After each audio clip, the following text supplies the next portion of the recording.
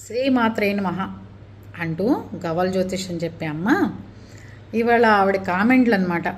ఒక యూట్యూబ్ ఛానల్లో ఒక ఆయన్ని విమర్శిస్తూ, మీరు నా ఛానల్లోకి రావడం ఏంట్రా, గొర్రె ఛానల్కి పోండి, నా ఛానల్లోకి ఎందుకు వచ్చారు, నోర్లు మూసుకుని గొర్రె ఛానల్ కదా మీది, దాంట్లో పోండి, మేము కూడా గొర్రెలం కదా, మా దాంట్లోకి రామాకండి అని ఇష్టం వచ్చినట్టుగా ఆ గురువుగారి మీద నోరు పారేసుకుంటుంది. అంతవరకు ఓకే, దానికి తగ్గ సమాధానం చెప్తున్నారు.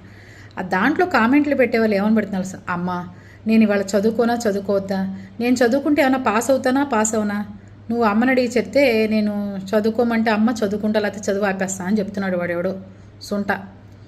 లేకపోతే నువ్వేం చదువుకోవాలో నువ్వు అమ్మ నాన్న డిసైడ్ చేసుకోవాలి, అంతేగాని దేవుడు డిసైడ్ చేయడు నాన్న.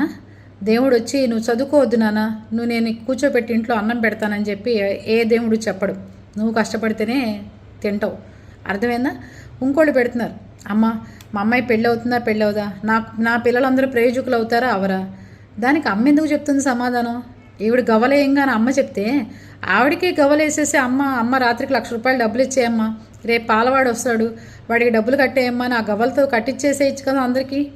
ఎప్పటికి మారుతారు మీరందరూ, ఇక మారరా ఎప్పటికీ?